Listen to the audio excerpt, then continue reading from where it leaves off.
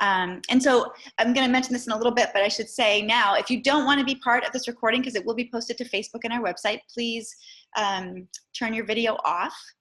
And then I'll mention a few other etiquette pieces in a few minutes. But welcome to CB's, welcome to EV 101 as part of the Center for an Ecology-Based Economy's 6th Annual National Drive Electric Week Solar and EV Expo. That's a huge mouthful. My name is Seal Rosnell, and I'm the Programming and Education Coordinator for CB. And our mission here, which you might be able to see behind me here, is to engage the community in developing practical ecological solutions in the areas of food, shelter, energy, and transportation. And we are also very active in education and direct climate action as well. The goal for today, for today's presentation, is to give everyone kind of a basic understanding, even though I know it's going to go beyond basic, because our presenter Travis is a wealth of knowledge, understanding of electric vehicles and a lot of information about them that you probably wouldn't even think necessarily to ask. So I'm really excited for people to walk away feeling like they've got a strong foundation in understanding electric vehicles and how they work, and a lot of pieces of information around that.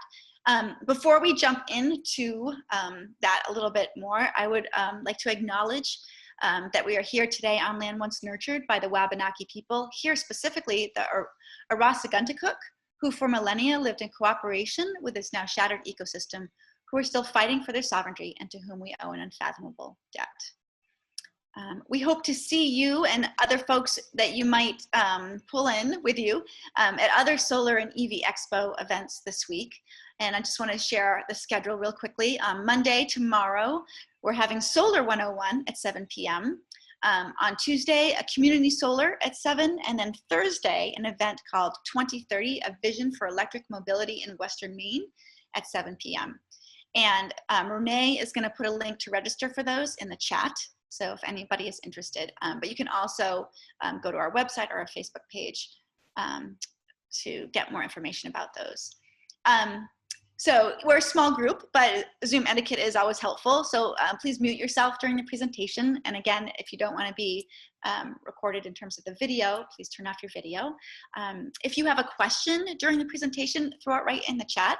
And if we don't get to it in the middle of the presentation, we'll have time for question and answers at the end, and we'll make sure that it gets addressed. Want to thank our sponsors for this event and the transition to digital for this year. PRIUS Auto Barn, Lee Auto Malls, Revision Energy, Garbo Kane Integrated Solar Builders, Power Market, Nexamp, Seacoast E-Bikes, and Plug-in America. So thanks for helping to make this happen.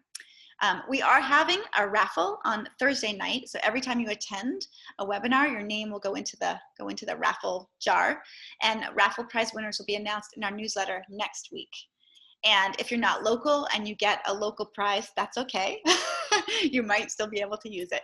So the prizes are going to be $50 gift cards to the Tribune. All these places that I can see virtually from the office right now, which is our local bookstore, Cafe Nomad, which is across the street, Fair Share Cooperative Market, Paris Auto Barn, and Green Machine Bike Shop. And Renee's also going to put in the chat the link to subscribe to our newsletter, so you can find out if you won or not. So she's going to throw that in there in just a second. And now, if there's no burning questions, I'm going to introduce our speaker, who is Travis Ritchie. And he grew up in South Paris, Maine, and graduated from Oxford Hills Comprehensive High School in 2001.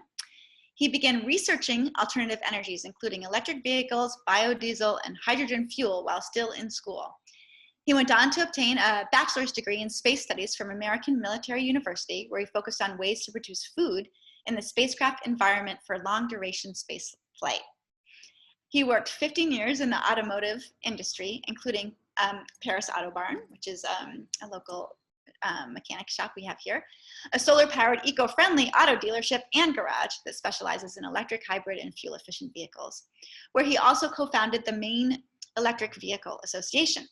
Travis is currently a public educator that teaches science, technology, engineering, and mathematics while he continues his work in sustainable energy and transportation, and of course, still drives his EV.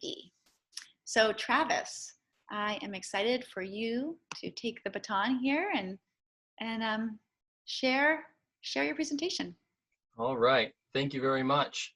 As Seal said, I'm Travis Ritchie. Glad to be here, and I'll get this started without further ado. Let's see. All right, so this is Electric Vehicle 101. But before I go too far, I'll give my introduction. So like Seal said, I am currently a STEM teacher for Lewiston Public Schools. I did work in the automotive repair industry for about 15 years. While I was working at PRIUS Auto Barn, which as far as we know is the only solar powered, environmentally friendly automotive repair garage in this country, my wife and I purchased 2 EVs for our family. And my boss at the time and I formed the Maine Electric Vehicle Association shortly after to serve as a meeting place for anyone interested in EVs. And now the Maine Electric Vehicle Association is very closely tied with CB, the Center for an Ecology-Based Economy. We educate people about EVs, we advocate for their use, and we try to promote progressive and fair laws surrounding them. And this picture of me is from when my former boss and I won the Conservation Leadership Award from the National Resource Council of Maine, which I am pretty proud of. So here's a picture of 2 of the electric vehicles I've owned. In fall of 2016, my family dove headfirst into electric vehicle culture. According to the Nissan Leaf representative that I met that year, we were the first all Nissan Leaf family that she had known. We've taken our cars on family trips, installed trailer hitches on the cars to tow our camping gear or our trash to the transfer station. And if you look closely in the front of the blue car, you can see some evergreen bushes that are in front of our window, and that's a little bit of foreshadowing for a slide coming up in a minute. So as I've mentioned, we are a family and with lots to do, so our cars are put to work. So this car has been a daily driver for 70,000 miles. I tow with it, and I've even raced it at a local autocross event. I would have loved to share the video of that race. However, to be honest, you couldn't hear anything but the squealing of the tires. Now, that is pretty cool, but I've got a limited time, so I can't show the video, unfortunately, but maybe another day. So here's the foreshadowing that I mentioned. When my garden tractor didn't have enough oomph to pull the stumps left behind by those bushes, we hitched it up to the Leaf. Electric vehicles have enormous torque, especially at low speeds, and I took this picture with my 3-year-old daughter at the time just for scale, that these things have enormous torque and are very useful to have around your rural home. And here's what we do with the Maine Electric Vehicle Association. Sometimes what we do is put EVs where they traditionally don't belong, like car shows. So we would often show up to car shows and make our own electric vehicle category. And right here is where my car on the left is sitting next to a world record setting home-built electric drag car at a car show in Lake Region. But enough about me. This presentation is meant to answer the most common questions that people have with EVs. If you have more specific questions, I'll be happy to answer them. And I am known to go a little bit beyond the basic information. That's just who I am, so I'll try to stick with the script here, but I'd love to answer any questions that anybody has.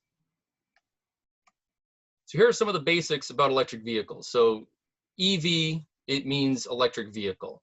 An electric vehicle has a very similar driving experience as your traditional car, but a very different fueling experience. You can plug it in at home, and that's the best part that a lot of people miss.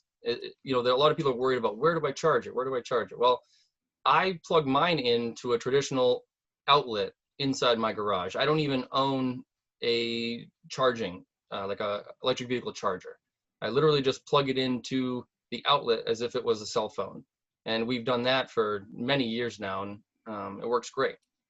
Electric vehicles are safe to charge. Some people ask if they're dangerous. Are they going to spontaneously catch on fire and burn down my house? No. They're meant to do what they do. They're safe to charge, they're safe to drive. They do have fewer components, and as a result, they have minimal maintenance, which I'll talk about a little bit later. One part that I love about electric vehicles is the instant torque. Like I showed you when I was pulling stumps with one of my EVs, they're not weak. You know, they are very powerful, and they have 100% of their torque at 1 RPM. So they are very good with low end torque. And electric vehicles are in concert with modern technology. A lot of times people call them computers on wheels. So electric vehicle versus hybrid. Right now, there's a lot of hybrids out there. There's a lot of electric vehicles, and sometimes people can be confused between the two. A hybrid is a combination of internal combustion with electric vehicle propulsion also. So what that means is that you have the complication of an internal combustion engine mated to a different, you know, entirely different set of technology. So you've got the complication of internal combustion and the complication that comes from an electric motor combined. And a plug-in hybrid is the same as a hybrid, except that it also has a plug so that you can charge the battery from a wall. Usually, plug-in hybrids have the ability to select battery alone, so you can choose to keep the internal combustion engine off and just drive on your battery.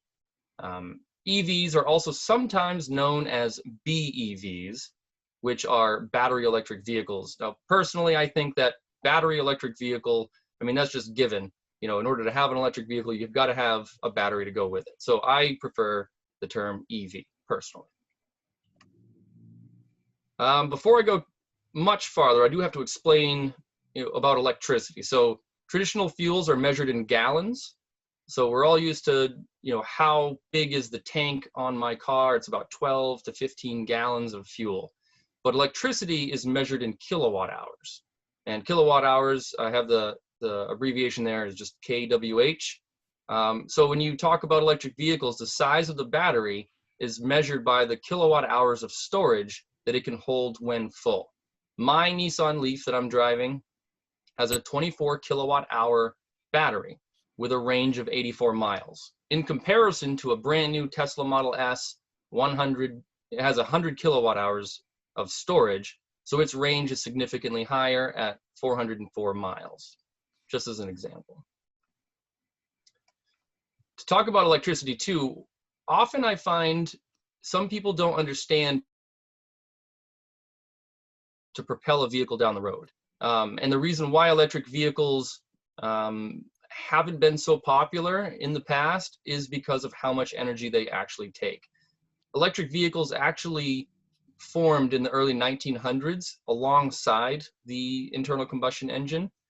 The electric vehicles went out of favor because gas was so cheap and readily available that people sort of didn't see the need for the electric vehicles to keep going. And so battery technology at the time, of course, in 1900 was a little lackluster. So people decided to go with the sure thing, which was this cheap available oil, you know, derivative. So the average US home uses 30 kilowatt hours of electricity per day. But the average main home, main's really low as far as energy usage. Average main home uses 18 kilowatt hours per day. But the average size of a battery in a electric vehicle that's produced this year is 70 kilowatt hours. So that basically means that the average electric vehicle could power a main home for almost 4 days. That's how much energy it takes to make a vehicle go down the road. So transportation uses a lot of energy, and it's a big thing to keep in mind when thinking about how much electricity it takes to charge a battery. So the battery is the most important part of an electric vehicle, so let's start there. Here's what the inside of a Chevy Bolt's battery looks like. There's these plate batteries that are inside. So there are these stacks of batteries that, when combined in a certain area, in a certain way, I mean, they produce enough voltage and amperage to power a car. A Tesla battery does look a little bit different. This is the inside of a Tesla battery, and this is This is probably a 85 kilowatt hour battery. They make up to 100 kilowatt hour batteries, and so on the left you can see a cell it looks like almost like a double A cell, and that's literally what powers a Tesla. There's probably about 7,000 of those individual cells in a Tesla, anything with a 100 kilowatt hour battery. So that could be the Tesla Model S or the Model X. And the Model 3s usually come out with batteries or less. They come out with, I think, between 60 to 85 kilowatt hours. There's still a lot of those little cells in there. So battery basics. A lot of people ask, how long do they last? Well, it depends on the type of battery, but generally speaking, they are warranted for 10 or more years. Nowadays, the most modern electric vehicles have thermal management, whereas the early models didn't. So they overheated, and heat is what causes degradation inside of an EV battery. A lot of people ask, are they safe? What happens if you hit something on the road? Well, they're surrounded with this metal clamshell, basically. They're protected by a metal casing, basically just like a fuel tank. And they're installed under the floor for a low center of gravity, and they have central weight distribution. And I'll talk a little bit more about that when I talk about how they perform in winter. And so before I move on, I would like to mention, if you have additional questions, you can certainly put them into the chat, and see if there's an abundance of questions, you can let me know and I'll stop and answer them. But if you prefer and save your questions for the end of the presentation, I would certainly stick around and answer any questions that you have as well. So the next question that we get when we talk about batteries is recycling them. Right now, it is expensive to recycle batteries, lithium-ion batteries. It's approximately 5 times more expensive to recycle the material than it would be to mine new material to make a new battery. And part of that reason is that there is really no nationwide recycling program for this, like we do with cardboard and plastic, glass and metal. And so that's kind of the bottleneck right there. But if there's anything to be hopeful about, is that the most successful recycling program in history is the lead acid battery, which every internal combustion engine has. 99.3% of the lead acid batteries in production are recycled, and you can recycle every part of the battery except for the sulfuric acid electrolyte. So lead acid batteries in the 70s, they were getting thrown in the woods. People didn't want to bring them in, they couldn't find a place to recycle them. So we created this program where you have to provide a core charge, or pay $10 if you didn't have your old battery to recycle. So it's a way to kind of try to force consumers to recycle the old batteries as they need to purchase new ones. And of course, lead is a big component of a lead acid battery. Lead is, eternally recyclable, and the plastic casing is recyclable, all of that. If we can do it with a lead acid battery that carries around sulfuric acid, it's certainly a possibility to recycle a lithium-ion battery as well. The most common way to what we do with an old battery is actually to reuse them. So if you can imagine, a car with, let's just say, 100 miles of range, usually people turn them in, or they consider that the range has degraded too much for them, around 70% of their life. So instead of a car that goes 100 miles, they only go 70. So that's usually when they recycle their batteries, or buy new ones, or buy a new car altogether. But a really big popular thing that is happening is that you take an electric vehicle battery and you turn it into a battery storage unit for places that don't move, like a solar, like at your house, basically. If you have solar panels on the roof, you want to store that energy somewhere, you could buy a home battery bank. But some people are actually finding that it's way cheaper to just use a degraded electric vehicle battery. When you keep it in one place, then you don't have to worry about using the energy to transport this heavy object around.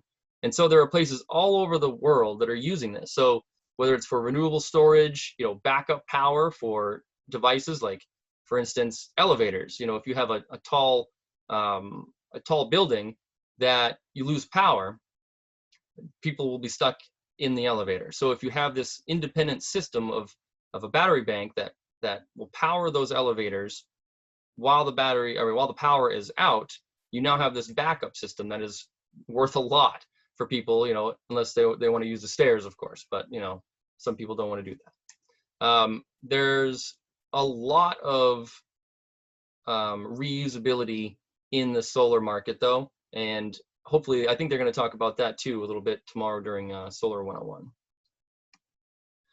And so the complexities of an internal combustion engine are enormous, and especially modern internal combustion. So right here, I do have an oversimplified diagram of what a hybrid drivetrain looks like.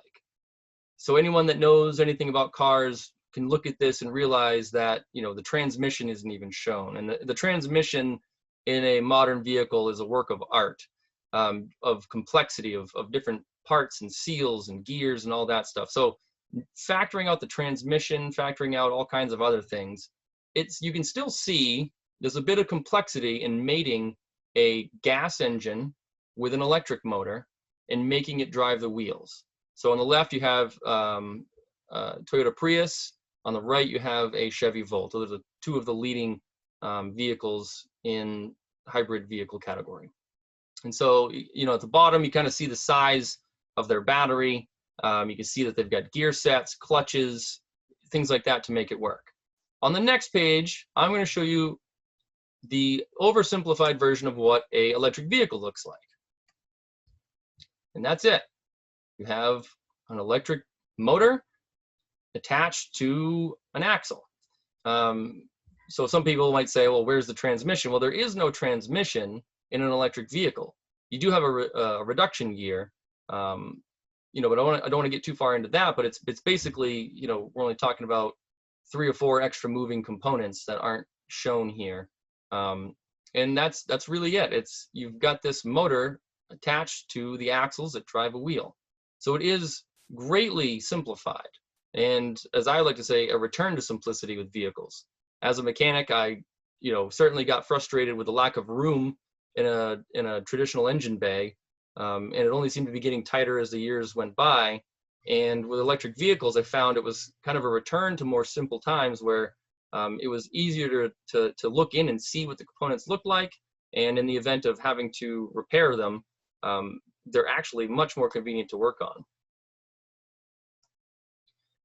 As far as charging goes, the first thing I like to mention is that when you charge your vehicle in America, you're using locally sourced electrons. So you are using an American fuel. Unless you live in a border town, next to Canada or something like that, you might be one of the few that actually gets Canadian power. But for the most part, everywhere in America, you're using American-made energy. And so you are supporting a more local economy right here at home, and instead of sending our money overseas to oil-producing countries. As far as charging goes, each vehicle, of course, has its own charge port. In the top left picture, you can see a Nissan Leaf. So they fill up right at the nose of the vehicle.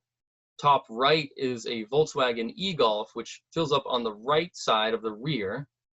Bottom left is a Tesla Model S, which fills up on the left rear, and a Chevy Bolt on the bottom right, which fills up in the left front fender. There's a different reason for the placement on the electric vehicle charge port. On the Volkswagen Golf, the funny thing is it's literally where the gas filler would be. That's why they put it there. On the Bolt, they figured that would be an easier place to access than any of the others, and Tesla assumes that theirs is the best, and Nissan figured, if you just nose into the charger, that's going to be the easiest for you.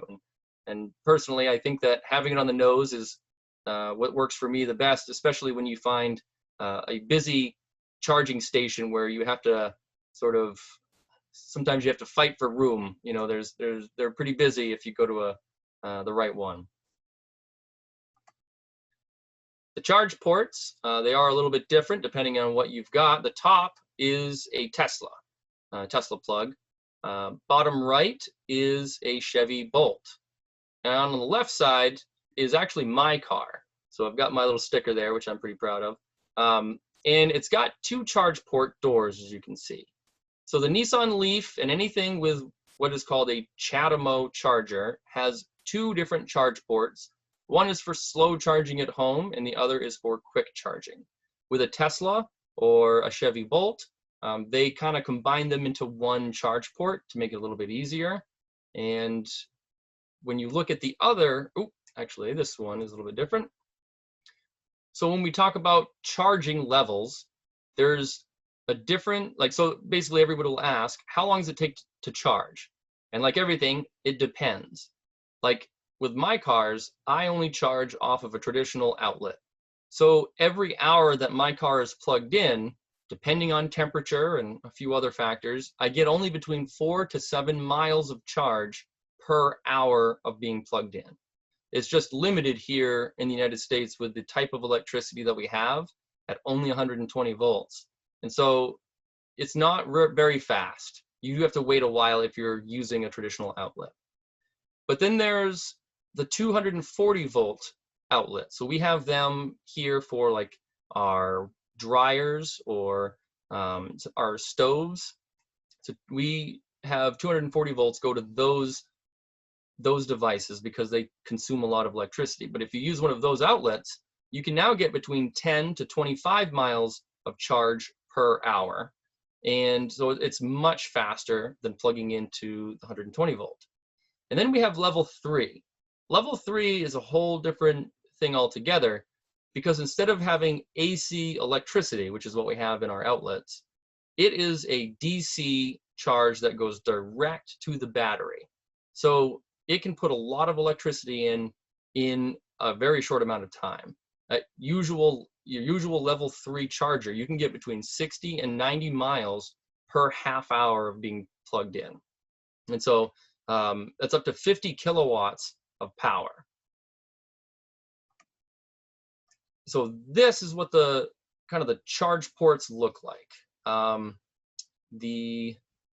The notes on the bottom are inaccurate. That is a oversight by me, my apologies. But on the left, you have type 1. So this is where you plug in at home or on a level 2 charger. This was the standard, or kind of still is the standard in America right now. The second from the left is the CHAdeMO. CHAdeMO plugs are kind of on their way out. They have been superseded by the third type, which is CCS. CCS is kind of the combination of the first one on the left, but they add 2 extra ports underneath for quick charging. And so that's kind of now the standard. Basically, any car that's being sold in America is going to come with this charge port as of, I think, a couple of years ago. It's kind of the winning charge port. But Tesla has their own. So if you have a Tesla, they do have a whole different type of charge port. Tesla superchargers are actually even above level 3 charging. We call them level 4. They can charge even faster than what any other type of manufacturer can charge at. So they've kind of got their own thing going on, and they are pretty successful at it. All right, so a lot of people say, well, where am I going to charge?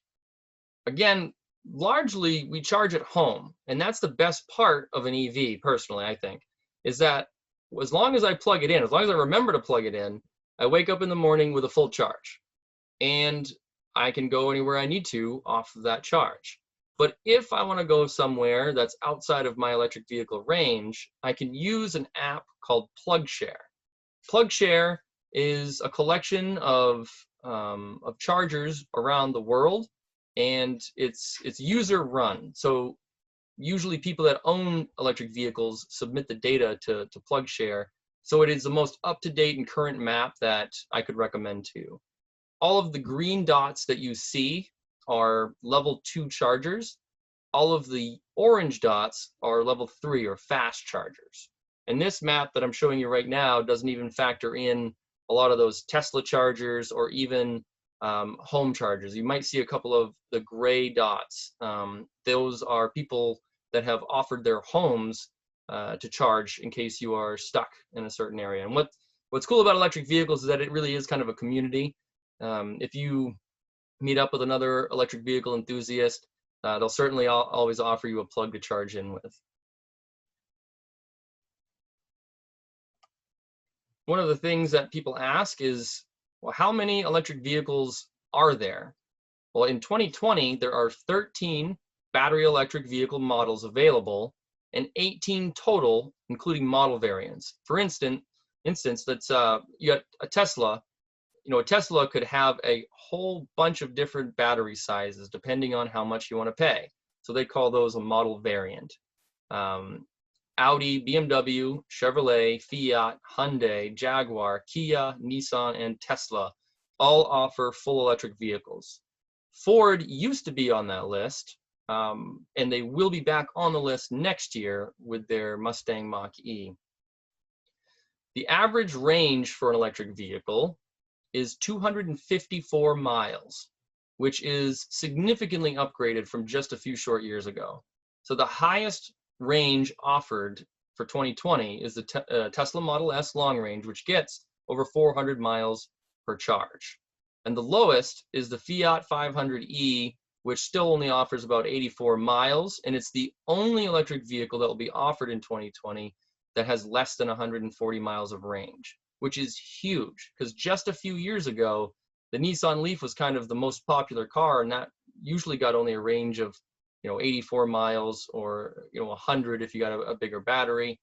And then when it comes to cost, the average cost of a brand new electric vehicle is $45,720. The lowest, the cheapest, is a new Nissan Leaf S for $31,600, and the highest is, of course, a Tesla Model X, which is a beautiful vehicle. The performance model comes in at $104,990. So a pretty big variation in price depending on what you want to get. As far as plug-in hybrids, there are 25 different models of plug-ins available. So plug-in hybrids, the ones that you can plug in, charge your battery, drive on battery only until the battery runs out, and then you can turn on your gas motor. So lots of different manufacturers are offering plug-in hybrids. The average range, battery range of one of those plug-in hybrids is only 20.5 miles. So it's usually a commuter vehicle if you can make it to work, in that range. And if you run out, your gas engine starts up and gets you the rest of the way. The average cost of one of these, however, is actually more expensive than an electric vehicle. $51,193 is the average cost of a new plug-in vehicle.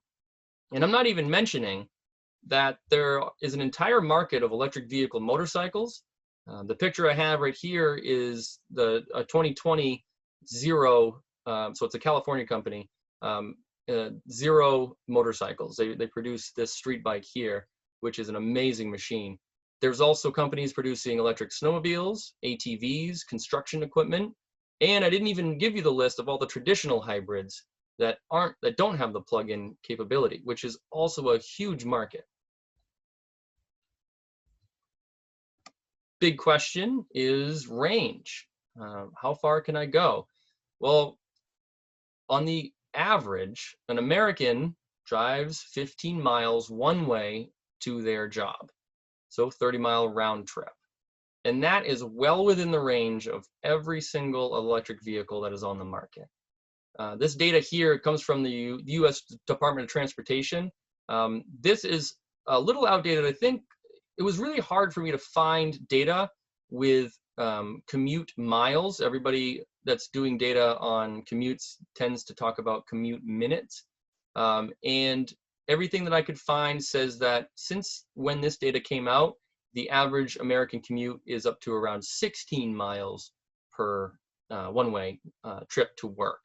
So that means that basically almost everyone could use an electric vehicle to get to work and back every day, which I think is a pretty big deal. So Seal, I'm just going to check in real quick before I move on. I can't see if there's any questions. Are there? We lost Seal temporarily. She's having some computer troubles. Okay. But looks like we're good so far on the chat. So if anybody wants to chime in with a question, otherwise I'd say keep going. That's excellent. No, and that's fine too. If you want to wait till the end, I'll be happy to answer any questions that are out there. So I'll move on. Next thing, of course, in Maine, what is it like to drive an electric vehicle in winter? Now, if you look closely at this image, you can see the charge port door open and the plug in there. Now, while of course I wouldn't recommend that you allow your charge port to fill with snow, it is certainly something that happens. It's happened to me numerous occasions as well. And that's why I mentioned that it is safe to charge these vehicles, even in winter. Some of the pros, the improvements of an electric vehicle over a traditional vehicle for winter driving is that, personally, I would prefer to drive an electric vehicle in the winter than any internal combustion vehicle, because they have excellent handling in the winter because of their low center of weight, and the weight distribution is usually 50-50, right in the middle. I mentioned earlier how I had raced my black Nissan Leaf in an autocross. In an autocross, you take corners at a very high rate of speed, and the greatest thing I found was that even in the middle of a slide, I had absolute control over my car because the weight was right in the middle and it was almost on a pendulum. And in the wintertime, once you introduce a skid into the car, you will find that they are actually pretty easy to control versus, a traditional internal combustion vehicle, especially like a front-wheel drive vehicle where all the weight is up front. When you start sliding in a front-wheel drive internal combustion vehicle, you usually just go straight. An electric vehicle usually has a little bit more control than your traditional internal combustion vehicle. One of the greatest things that I find in the cold months is that I can warm up my electric vehicle in the garage without a risk of asphyxiation. So not dying is a great thing, and being able to go into my garage, keep the doors closed to keep it a little bit warmer inside, and have my vehicle warm to 75 degrees inside. I hop right in and it can take off.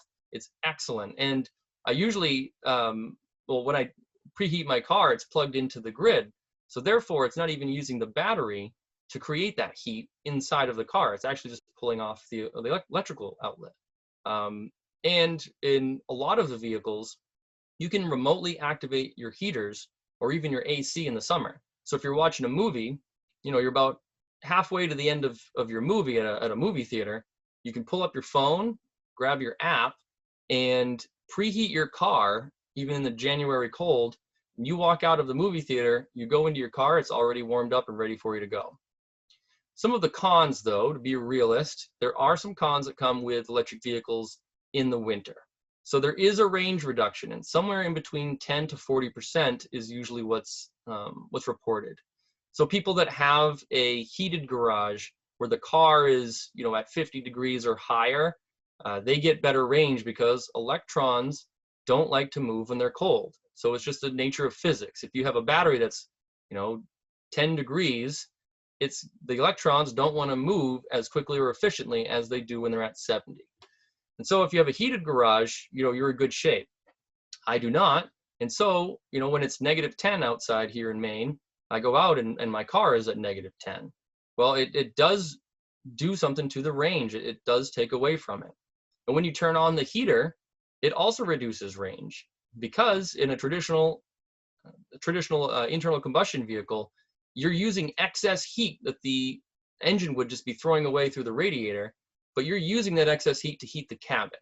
And so there's no energy loss. But in an electric vehicle, there isn't really any excess heat, so you have to generate it using the electricity available in the battery. And the biggest con, I think, is that there aren't a lot of all-wheel drive options unless you buy a Tesla. As of right now, I can't really think of any other models that come out with all-wheel drive. But if you do have an all-wheel drive Tesla, it's basically a tank. It's almost unstoppable in the snow. So let's get into some economics. Cost of fuel. So there was a study from Travis. Yes. Can I just add one comment? As a Yes, please. Bolt owner with studded snow tires, it is the best handling winter car and beats every four-wheel drive vehicle I've ever driven. Yes, thank you, Mike. So my Nissan Leaf as well, I have studded snow tires, and I have to say, as a former Subaru family that we have converted over to EVs, it's rare that our EVs can't do what the Subarus did. So I'd kind of go with Mike and say that electric vehicle, especially provided or equipped with the right tires, are pretty much the best option you can get. So thank you for that, Mike. So there was a study from University of Michigan that found that electric vehicles cost less than half as much to operate as gas-powered cars over the lifespan of the vehicle. So average cost, as it shows here, was $485 for an electric vehicle, while the average cost for a gasoline-powered vehicle was around $1,100. So that's factoring in maintenance costs, fueling costs as well. And yeah, they're very cheap to drive, and I'll talk a little bit more about that.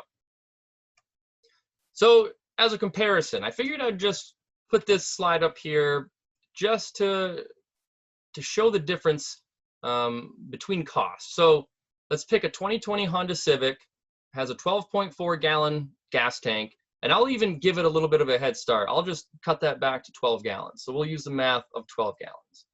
Right now, gas is incredibly cheap at $2.18 per gallon. When I originally did this, gas was over $3 a gallon. So just to give the Honda Civic a fair shot, we'll give it today's cost, according to GasBuddy.com, $2.18 per gallon. So a fill-up would cost $26.16. Combined city and highway miles per gallon for that Civic is 37 miles per gallon, which gives you 444 miles of range, costs 6 cents per mile. Now, a very heavy and large batteried electric vehicle like the 2020 Tesla Model S is 100 kilowatt hours of energy storage. That's 16, and in Maine, we have some of the highest energy costs in the state as far as electricity. So I'm going to use not even the national average of 13 cents, but I'm going to use Maine's average of 16.9%. So your fill up on a 100 kilowatt hour battery is $16.90 of electricity. Tesla gets 107 miles per gallon equivalent. So around 404 miles of range. I think I missed that. I think it's actually supposed to be 402 miles of range, but give me a break on that one a little bit. That does turn out to 4 cents per mile. So even with the Tesla Model S, a very different vehicle than a Honda Civic, is showing you that it is very cheap to fuel this up. And I understand, yes, I did successfully compare apples to oranges with a Honda Civic and a Model S, but I hope you understand what I was going for there. Hey, Travis, that was great. Love that. Just a quick, just a quick question as because Mike made that comment and you were talking about how good the traction is. Someone asked in the chat, are EV front wheel drive or rear wheel drive? 99% of them are front wheel drive. So the Bolt, Leaf, even the Ford Focus EV, I'm trying to think of a few more, the Fiat, all of the ones that I know of are mostly front wheel drive. Well, I mean, I said 99%, but I should say more like 66%. 2/3 are going to be front wheel drive. Teslas come out standard rear wheel drive. And of course, a lot of them are all wheel drive, a lot of the Teslas. So the fastest Teslas are all wheel drive, and the Teslas that get the most range are all wheel drive as well. I won't go into a deep dive on that, but that's a very good question. So most of them are, at least the outside of Tesla, most of them are front wheel drive. Great, thanks. Yeah. And so now I'd like to talk a little bit about EVs and the earth, because a lot of people like to drive EVs because of the environmental savings, and some people like to drive EVs because of the cost savings. Some of us like to drive EVs just for the performance advantages. I'm somebody that likes a combination of all of them. And so let's talk about EVs and the earth. So first up is manufacturing. And I would like to mention that all cars are basically made with the same materials, but of course the battery is different in an electric vehicle. The image here is of a Tesla, I think that's a Model 3 production factory there with all those robots. And actually, you know what? That might be a Model S because it looks like it might be aluminum there. But so the vehicles are made out of steel, aluminum, you know, a lot of the same components. You know, in your average car, internal combustion car, there's a significant amount of copper in just the wiring to wire up the motor and everything. Of course, there's a lot of copper in an electric vehicle as well. Electric vehicle batteries are the same material as cell phones and laptops and any of the other devices that you get that come with a lithium-ion battery. It's, you know, there's a lot of materials in those batteries, and it's not really different depending on if it's a laptop or a car. It's just the size of the batteries that's different. And batteries and components do have some rare earth minerals, same as other tech. So anytime that you have a computerized device of any sort, there is rare earth material in there. And like when I teach my students, you know, the rare earth minerals help the computers function, because if you can try to think of a switch that has no moving parts, well, that's a transistor. And inside of any computer is millions of these transistors. In order to make a switch that has no moving parts, you need these crazy materials that do crazy things.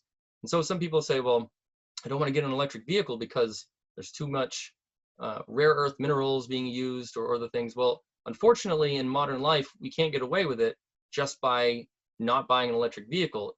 These things are in everything that we consume nowadays.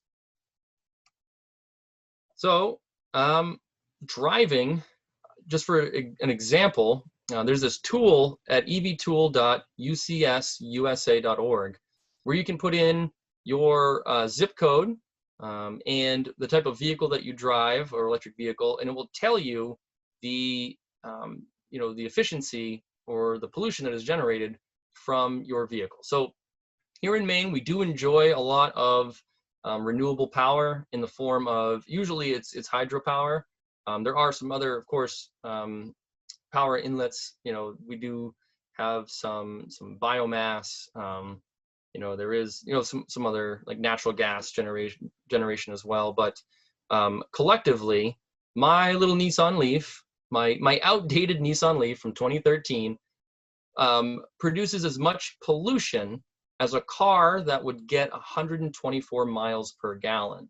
So basically what that means is that if you want to talk about how much pollution it takes to charge my car, your internal combustion car will have to get 124 miles per gallon just to get as few or as little of an amount of greenhouse gases as charging my electric car does. It's a great tool too, because it depends on where you are in the United States, depends on where your power comes from.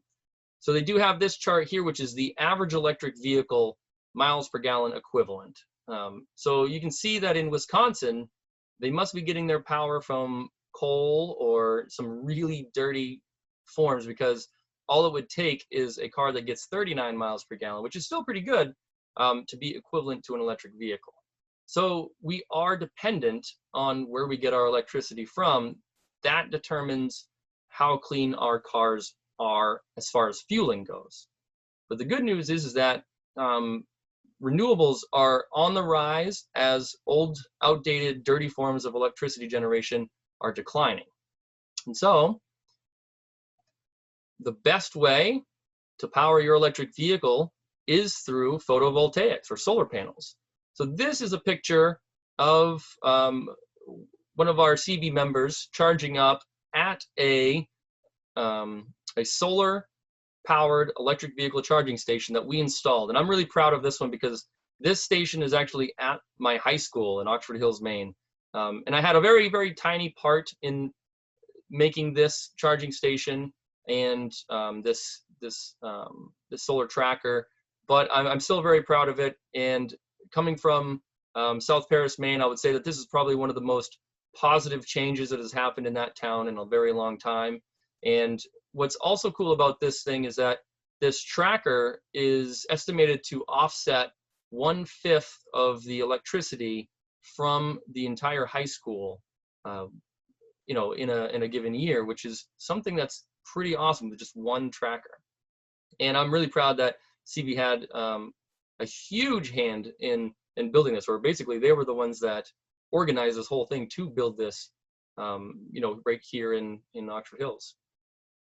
So that's it. That's the best part. The best way that you can charge your electric vehicle is, so we call it PV to EV, a photovoltaic straight to your electric vehicle. You know, the only emissions are going to be from the manufacturing of the solar panel and the car, which is, the longer you have the car and the longer you have the solar system, obviously the less impact to the environment you're going to have. So other environmental factors as well is that there's no local tailpipe emission. So if you like to jog or ride your bike, sometimes you know what it's like. If you're, especially on a cold morning, sometimes people start up their vehicles and just throw it into gear and just take off down the road. And when they do that and their vehicles aren't warmed up, they emit this really noxious, very smelly effluence, if you will. And if you're jogging by, it's just overwhelming sometimes. Well, an electric vehicle doesn't have local tailpipe emissions. It doesn't give off anything locally. Obviously, there is some emissions from wherever that power generation plant is, but it doesn't affect where that vehicle is. So it's very advantageous, especially like in gridlock traffic. You know, if you're stuck in New York City, you just are breathing in the fumes from all of these thousands of cars nearby. Whereas if they were all EVs, nobody would have to deal with that. Obviously, you know, it's not perfect because there is some, if it's not from a photovoltaic, there is some impact somewhere, but it's not locally. So that is something to think about. EVs have fewer components, and every component has a manufacturing cost. It's very hard to measure that, so I couldn't find data. But for instance, a catalytic converter in a vehicle is stuffed full of rare earth minerals. It's why they're expensive. And so there is a cost, an environmental cost, with sourcing the minerals that you need in order to just clean the exhaust of an internal combustion vehicle, which is a big deal. You know, if you don't need all of the components that go into a traditional internal combustion engine, you're saving a whole lot of manufacturing impact. But again, it's really hard to measure that, and there's not really any data I could find to give the mathematical component to that. And coming as a mechanic, or I used to be a mechanic, there are far fewer liquids to leak out. Now here in Maine, we do have a pretty strict state inspection minimum, but I will tell you that absolutely, I could say that half of the vehicle that I put up on a lift have some leak of some sort coming out of it, whether it's transmission fluid, engine oil, hopefully not brake fluid. You know, that's a bad one to have leaking out.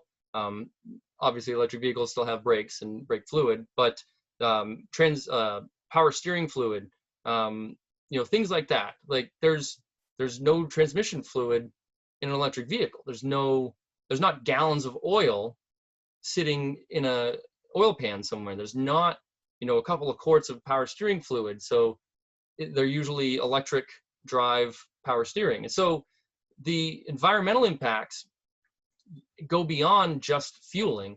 It's our local water supply. Every time that I see a vehicle come in with a coolant leak, you know, it doesn't fail inspection necessarily because of the coolant leak, which really was disappointing for me, because here I am watching all this propylene glycol drip onto a road, and as soon as it rains, where does that propylene glycol go but into the water supply? And then, you know, it goes to our oceans eventually. And with an electric vehicle, we're talking about, you know, you've got a couple of quarts maybe of coolant, and because the cooling system isn't exposed to the temperature differentials like a internal combustion vehicle, the seals don't break down as fast. There's not this expansion and contraction that happens like in a traditional vehicle.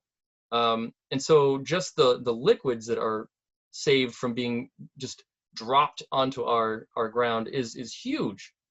And there's no noise pollution. And I'll try my best not to swear here, because I usually do in my live things. I know we're trying to be family friendly. So I know that, so back in the day, I have to imagine that there was somebody that said, you know, I really like these newfangled cars, these gas-powered cars, but you know what? I'm really gonna miss the smell of horse poop. And I imagine right now people are going, well, I'd really like to convert to these electric vehicles, but I'm gonna really miss the noise that they make. And let's be honest here, 95% of the internal combustion vehicles on the road don't make good noise, even if you put an expensive exhaust on them. There's a, the muscle cars, perhaps we can still enjoy the beautiful sounds that they make. And I do, I am a race fan, but that is very far between. And the average vehicle that I used to work on that had a muffler hanging off from it does not sound very good. And so that's my retort to anybody who says they're going to miss the sound of their car. Well, your Ford Taurus really doesn't put out a very pleasing sound. So I'm sorry to tell you that you're not really going to miss that. And what I thought was a cool stat was that the energy used to produce 1 gallon of gas would propel a Tesla Model S for 20 miles. And we forget that there's a cost in just refining the fuel that we put into our vehicles. And there's heavy government subsidies that go into making fuel more cost effective for us. So we're paying in a different, with a different arm than we're digging in our wallet for. Whereas, electricity right now, it's not the same as the fossil fuel industry. The last part that I'm going to address here is something that I'm, as an electric vehicle enthusiast, and I'm sure a few of you have seen this as well, there's a lot of misinformation. There are a lot of really good targeted campaigns against electric vehicles. And so I'm just going to touch upon a couple of the usual things that I get. And there's definitely more out there than this. I've already addressed half of them in the talk earlier, just by talking about the efficiencies and things like that. So let me get right to it. First and foremost, this one has been circulating on the internet for years and years and years. So they show this picture. This is where lithium comes from your electric car batteries. But there's one problem, is that it's 100% absolutely fake news. What this is showing is actually the largest copper mine in the world. So copper is extracted from an open pit mine. And so that's not where lithium comes from. So where does lithium come from? This is a lithium mine, if you will. So 87% of all the lithium that is extracted for use in batteries comes from brines, or salt water that is buried beneath the earth that a company will pump to the surface into these evaporation pools. And so there are many different pools in this picture, each in different states of evaporation. So you pump salt water to the surface and let it dry out. Let the sun dry it out. After it dries out, you're left with a bed full of salts. It's not all lithium salts. There's lots of different salts in there. So then you have to further refine it down and extract the lithium salts. But what I'm getting at is that you don't carve lithium out of a mountain usually. And there's certainly a way to do that. But the environmental impact of sourcing baking soda is actually more impactful than lithium. Baking soda has to be carved out of a hillside. It has, borax, which is what some of us use for washing. Same thing. It's mined as a something that you have to take out of a mountainside. And lithium, while not perfect, I'm certainly not going to tell you that lithium is the end all, but it's certainly not this crazy toxic thing that people imagine it to be. And it's in fact extracted and dried out by the sun, and much less impactful than your traditional copper mine or even a steel mine. The next thing is cobalt. Now I won't even share the meme that goes around, the usual meme that people see, because it does invoke a lot of emotion. So the claim is that cobalt is mined, using child labor in third world countries, and so all of us who are entitled enough to drive an electric vehicle, we should feel guilty about all of this other stuff going on behind it. But the problem is that cobalt has been used for centuries. It's useful in a lot of different things. Of course, it's used in the electrodes of a lithium-ion battery. However, just a few days ago, Tesla finally they announced something that they have stated as a goal many years ago. They have now been able to make their batteries without cobalt in their electrodes. And so that's a big step. And we use cobalt in electrodes because of their resistance to corrosion, oxidation, and wear. It's a really awesome material, and it can be recycled, but its primary uses aren't really in batteries even. Its primary uses are in gas turbine engines. So whether it's power production or your jet airplane, you put cobalt in with the metals to make them more wear resistant. Dental and medical prosthetics use cobalt in the joints, any place that there's wear, so that they don't wear out as quick. Anytime that you have any jewelry that is made out of platinum, cobalt went into that. Anytime that ceramics and glassware has been around for thousands of years. Lots of that has cobalt in it, especially anytime that you go to like an antique store and you see blue glass from a long time ago, that is given by cobalt, the blue color. And in almost all paints and varnishes, cobalt is used in the production of paints and varnish.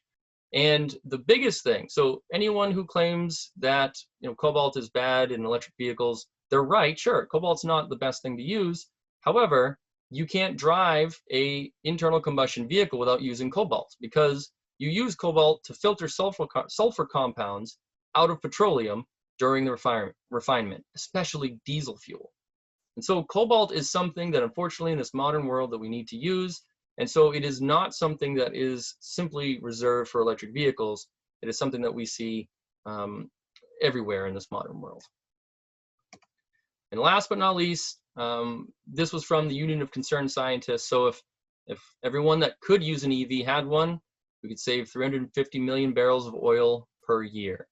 And this was actually a graphic that I had used 3 years ago in my first talk. So I imagine that this number is only growing, because as the range of electric vehicles grow, they become more useful for more people.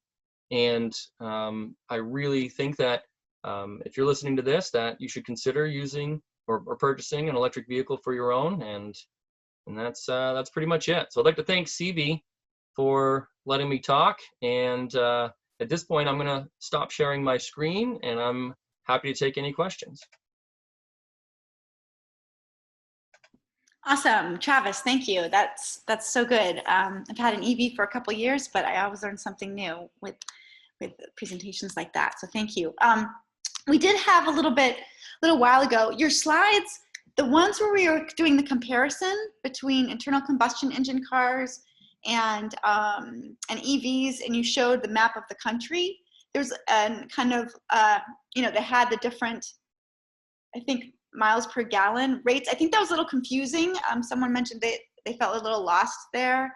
I was wondering if you could go back and explain, because it sort of sounds like, and I know that's not what you're saying, but it sounds like EVs are not as good as internal combustion cars. So if you could just clarify that a little bit more. You got it. So in the lifespan of a vehicle, basically. So that graphic, let's see if I can maybe I can bring it back up. Yeah, and you can feel free to share your screen again. Okay. Yeah, this one. All right, right here.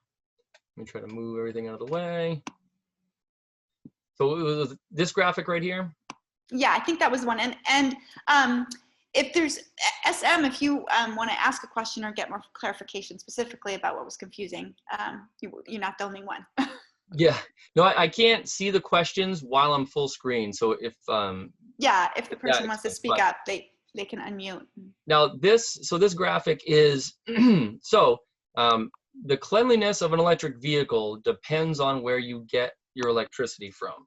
So this is the average electric vehicle in 2018 versus the average source of electricity in the United States. So if you look at the map, so all of the blue states that show here are states that have at least some renewables in their energy production mix. And so, for instance, in Maine, let's just take a look at Maine. In order for a gas vehicle in Maine to be equivalent to an electric vehicle in terms of carbon output, that internal combustion vehicle would have to get at least 114 miles per gallon. There are no vehicles that get 114 miles per gallon. So therefore, there is no internal combustion vehicle that could possibly drive around in Maine that would be more environmentally conservative than an electric vehicle. It depends on what state you're in.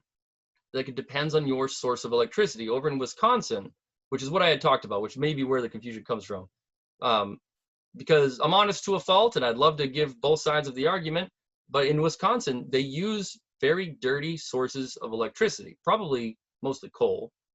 And for a vehicle to an internal combustion vehicle versus an electric vehicle, an internal combustion vehicle that gets 39 miles per gallon in Wisconsin will output the same amount of carbon gases as an electric vehicle, because the electric vehicle is being charged from dirty electricity. But as you can see from the map, that's the outlier, on the worst end of the scale. In almost every single state, you can't even buy a vehicle that gets the miles per gallon that you would want in order to be remotely equivalent to an electric vehicle. Does that make sense, or did I think so. I hope the person speaks up if they need more clarification. And Travis, to add to that, if you do PV to EV, right, even if you live in Wisconsin, you can solve some of that problem. Absolutely. And probably in Wisconsin, I'd hope, and I don't know, but I'd hope that you may have a choice as to where you get your electricity, anyways. And if there's solar cooperatives like there are out here, you could easily change your habits to increase that number. Averages are hard to deal with, and so it does seem confusing at first, and I'd love to clarify if there's any further confusion. Basically, the whole point of that graphic is that you basically probably can't even buy an internal combustion car anywhere in the United States of America that is going to even hold a candle to an electric vehicle in terms of carbon gas output, if that helps. And I had got bumped off earlier, which is why my name is Scott Flan right now. So I might have missed this. But I don't know if you mentioned kind of the affordability of EVs and used EVs now compared to even just a couple of years ago. Well, I'm actually glad you mentioned that, because one thing I didn't miss in my presentation is the used market for electric vehicles. So the used market is very, very good right now. And just to give you an explanation, our local hybrid and electric vehicle specialists, PRIUS Auto Barn, they sell. So I called them and asked, what is the average cost of a used Nissan Leaf and Chevy Bolt, the two most popular electric vehicles around right now?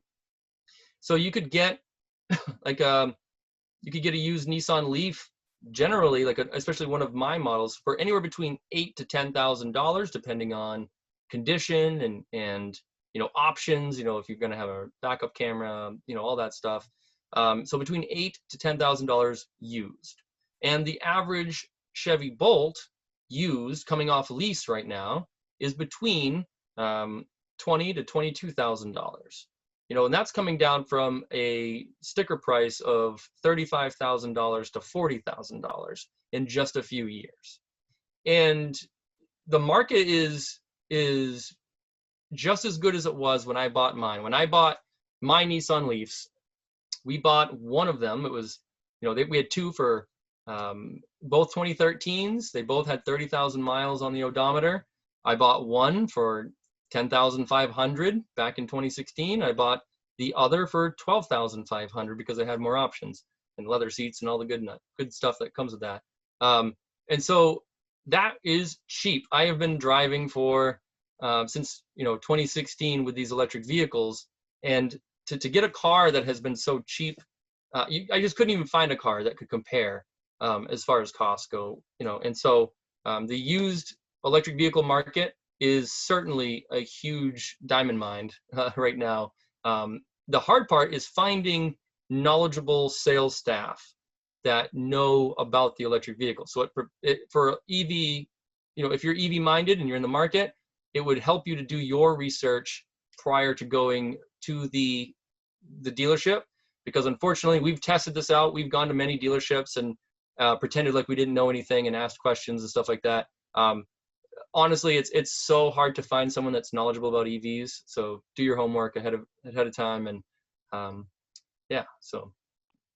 And that's a great segue to mention that we have done over the past couple weeks, we've done a variety of pre-recorded ride-alongs, test drives with local folks here who have EVs and have taken them out for little drives. And so we're going to be releasing some of those each day via Facebook and our website, Renee, is that right, on both?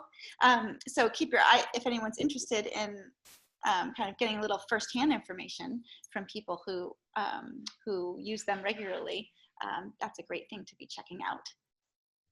So thanks for that. Any other questions? And we're a small group, so if someone wants to unmute and ask, feel free to do that. Everyone's cloaked in darkness. Or, since we have quite a few EV users on here, actually, if anybody could think of something that would be helpful to mention about actually having one yourself, feel free to do that too. I will add, actually, that my family, we've had a Leaf for several years, and it's been great. It's been my car primarily. And we actually just, so the range of that was around 70-ish, and we just sold that and upgraded. We got a Kia Niro EV, which has been great. We've had it for a couple weeks now, and it's a small SUV. It has a much bigger range and just more room for going places with kids and dog, and that is also a ride-along test drive that we'll be releasing this week. But that's a great vehicle, and it's hard to get them around here. But that's been great, and so I highly recommend, if you have a chance to test drive one of those, to go for it. It's really great when you have kids that grow up with electric vehicles. So when me and my daughter play cars, now they go to the charging station, and my daughter's in first grade. Last year while we were driving around, we pulled up to the bank, and she saw the big box where it's the vacuum tube thing. And she goes, "Oh, what are we doing at the charging station?" And I just thought it was so cool. Like, my daughter's obviously a tech native. She's growing up in this new world, and she thinks that it's special if they're gas powered. And we do have a gas powered vehicle, and she asked why it was so smelly, and why are we pulling into this place? Why it's not a charging station, and so. It's really cool to see kids growing up with electric vehicles as well, and I thought that was a cool thing to mention. Hey Travis, can you talk about regenerative braking? Absolutely. I know. I can't believe I just missed that. Because I did mention a little bit that. So I had mentioned that the longest range electric vehicles and the fastest electric vehicles are all-wheel drive. And some people might think that that's a conundrum, because when you buy an all-wheel drive gas-powered vehicle, they're less efficient. So how can that possibly work? Well, so regenerative braking is a huge deal when it comes to electric vehicles. So when you go and let off the throttle in your electric vehicle, it's kind of like, it acts like it's a standard transmission in a traditional car. Like if you leave it in too high of a gear, it slows the vehicle right down. But the benefit is that slowing down is actually turning the motor into a generator, sending electricity back into the battery. So therefore, when you're coming up to a stop, or especially when you're going down a big hill, and I live near Pigeon Hill, so a lot of the locals around here know what I'm talking about. So every day I come up over Pigeon Hill, and on the way down, I see my mileage indicator, my fuel meter, if you will, in my car, go up, because as I'm going down the hill, I'm generating electricity back into the battery. So it's a unique thing. Like, you can't make more gasoline while you're driving the vehicle, but you can make more electrons by driving your electric vehicle. And so I live in Western Maine, and I take a hike out to Portland. Of course, when you're near the ocean, that's downhill. On the way to the ocean, I get more economy. I can get more mileage because I'm going downhill. And then I turn around and come back. It's a little bit different because you're going back up the hill. But when you're going downhill, you're using so much less energy. And every time that you let off the gas or the accelerator, you're putting electrons back in your battery. When you have an all-wheel drive, like a Tesla, you have at least 2, sometimes depending on the Tesla model, you have 3 motors now working in reverse to send more electricity to the battery. And when you're driving a car like a Chevy Bolt, you almost never have to touch the brake unless it's like an emergency stop, or something you didn't expect comes out. You can save so much in just brake pads, because you don't actually use your brakes as often. That's a good point to make. Like, I need to add that to my my presentation for next year. And I'll add on to that. One of the wonderful pieces with EVs is that you, if you're not already an efficient driver, your car gives you a ton of cues to how to drive more efficiently. So in my old Leaf, for example, the more efficiently I was driving by not like just laying on the pedal all the time, you'd get these little icons of these little trees that on your dash display. And if you could get like 3 trees, my husband and I would have a little contest about that. Or with my Nero, what it does now is in the dash, there's kind of 3 categories: efficient, normal, and aggressive. Aggressive is in red for driving. And it tells you what percentage, like I'm driving 95% efficiently and 5% normally. Happy to say I've never been aggressive. So and you learn the lay of the land in the areas that you travel most frequently. And so, with the cars that don't have as much of a range, that can be really important. Like you said, to know the lay of the land. If I'm going down to the ocean, okay, I know I can get there, but coming back, I might need to charge a little bit or whatever. But I think just in overall, so not only just by using an EV are you being more efficient in a lot of ways, but it does help you drive more efficiently. And that is something that definitely, when I had a gas-powered car, I was not thinking about. You don't really know how you're using the fuel, and this way you do. Yeah, and it makes you a different driver. And so with a low range electric vehicle like a Nissan Leaf, you plan ahead a little bit more. You become a different form of driver. And it's, especially if you care about the environment, you care about efficiency and things like that, it's kind of natural for you to care about those things anyways. And when you can measure it on the display on your instrument panel, it's really cool and rewarding. And it's like, wow, I made it home from work, with a few more percentage of my battery than yesterday. Maybe I got to take that route, more often. And it's fun. And I'm certainly a person that if I drove the Kia Niro, it would probably tell me that I was driving aggressive, because I love the performance of an electric vehicle. And I have never enjoyed being at a stoplight more than when I've owned an electric vehicle. And, without putting in too many details, I am a racing fan. I've owned motorcycles, I've owned performance cars. I still have an old Camaro in the garage that I'm building. So at heart, I still have my hot rod roots.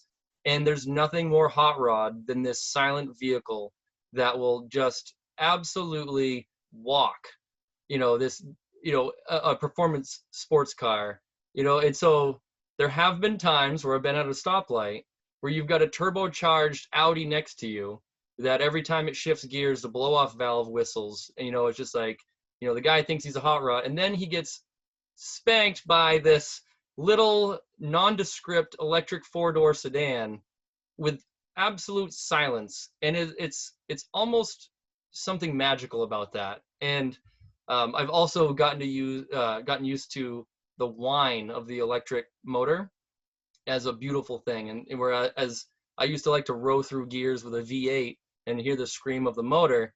Now, when I wish I had a microphone almost on the electric motor just to hear that whine, because it sounds like a turbocharger, and it's really cool. And so, yeah, I would be a Kia Niro aggressive driver, but I do care about efficiency as well. And that's what's cool about electric vehicles. You get to have the best of both worlds. And with so Mike's car, the Chevy Bolt, as a Chevy Bolt owner, I've got to say, 0 to 60 in 6 seconds is nothing to yawn at. 0 to 60 in 6 seconds is Porsche speed. And that is something that anybody that cares about hot rods and anybody that's ever driven a fast car, you should be able to respect that a 0 to 60 4-door sedan is pretty awesome. Every time we've done test drives with that car at the EV Expo, I get someone out onto, Charles Street or something and say, okay, it's straight here. There's just put the pedal down, and they'll go, oof, and everybody's got a little kid in them that will go, oof, speed, fun, Yeah. And lateral acceleration is a heck of a thing. And so my uncle, who's a pretty formative man in my life, had what he called the $50 challenge on his Mustang, and he would put a piece of tape behind a $50 bill and put it on the dashboard. And he said, when I say go, if you can even reach the $50 bill, you can keep it. And what he would do is, as soon as he'd say go in his old Mustang, or his Cougar, he'd kill me if he heard me say Mustang, he would stomp the gas, and while you try to reach for the $50 bill, you'd be thrown back in your seat by the torque. Now, you could almost do the same thing in a Chevy Bolt, but in a Tesla, especially, Tesla P100, you could do that same challenge, and then you can go pick up 5 more of your family from soccer practice and drive home in perfect silence and extreme comfort, whereas you couldn't do that in my uncle's Cougar. I think that goes to say something too. Good story. Right. And we should also mention. Another question for you, Travis. Talk about the sort of guessometer phenomenon. Yeah, the guessometer phenomenon. So each electric vehicle comes with its own algorithm implanted into the car's brain, where it tries to analyze your driving habits and base that off from the available electricity in the battery. So if I start my car in the morning and I head up Pigeon Hill, and let's say I put a little bit more throttle into it because I'm a little late for work or something, it's going to see that my efficiency is dropping. So it's going to tell me on my readout how many miles available I have. So like a traditional fuel meter, especially in modern cars, you get a range meter. It tells you how many miles you've got before you have to fill up. Well, electric cars, all standard electric cars, come with that. And so, especially in a Nissan Leaf, they have a very unique algorithm that doesn't really update as fast as you would wish. And so we call it, affectionately, we call it the guessometer, because it is basically guessing what your expected range is. And so if you drive aggressively up front, it's going to tell you you have less range to go versus if you're very conservative up front. Or, I mean, if the first part of your commute is uphill, your range will drop significantly. And there have been numerous times where I put in the GPS, I'm going to go, let's say, to Augusta, which is a fair trek from where I am, and full of hills from where I drive. And on the very first part of my trek in my low range EV, it says, warning, you don't have enough electricity to make it to your destination. And then it takes a very, a specific set of skills for you to be able to think, all right, am I really going to trust this computer, or do I know that there's a little bit more in the tank that isn't there? And it takes a while to really learn that, yeah, you might have a little bit more in the tank. All you got to do is slow down.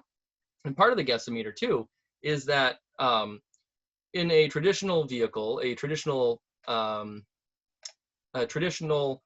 internal combustion vehicle, there's a range around 55 miles an hour where the vehicle is most efficient. In an electric vehicle, you're most efficient at 1 mile per hour. So the slower you go, the more efficient you go. And so as any low range electric vehicle owner knows as soon as you get the warning, oh no, we're running out of juice, you slow it down. And so your guessometer will go up, or your range meter will go up because you're now slower, going slower, using less energy than before. And that's, it's interesting how many times that I've had my vehicle say, you have no more miles left, and I've still made it home. I have never, and I'm someone that pushes my EVs to the limit in every way possible, and I have never ever run out of fuel, electricity and been on the side of the road ever. And I have run out of fuel in a gas-powered vehicle. And so if that tells you anything, so people say, well, what do you do when you run out of fuel? You do the same thing you do when you run out of fuel in a regular in a regular car. You call AAA or you call a tow truck. Like you don't just go down the street and get a tank full of electricity. You've either got to plug in or you call a tow truck. And with a gas-powered car, usually you just call a tow truck now because it's easier than walking to the nearest gas station. So it's not even a big deal for that. Thanks, Travis. And I will just mention too, before we wrap things up, that for folks to know that different vehicles have different ranges. So older Leafs, it's around 70 or 80. And then the newer Leafs are 150. And, Bolts are 260 to 280, which is similar to the Kia Niro. And then, Teslas are there and on up as well. So don't think that EV ownership means that you have to sacrifice where you go either. Absolutely not. Like I mentioned before, there's only one vehicle offered in 2020 that even gets less than 140 miles per charge, which is a big deal as from 3 years ago. Totally. Well, thank you so much, Travis. That was awesome information. And thank you everyone for all your questions and your participation and just joining us. And Renee just put in the chat, if you are interested in donating to CB, this is only one of our very many things that we do. So there is a link in there if you're feeling generous of heart. We appreciate it. And look for an email with a recording in terms of additional resources. We will be sending that out. And we just thanks so much. We appreciate you coming, and try to check out some of our other events this week, like I mentioned, and check out our website, our Facebook page, Center for an Ecology-Based Economy. So thank you, Travis, and everyone have a great Sunday evening. Thanks for joining us.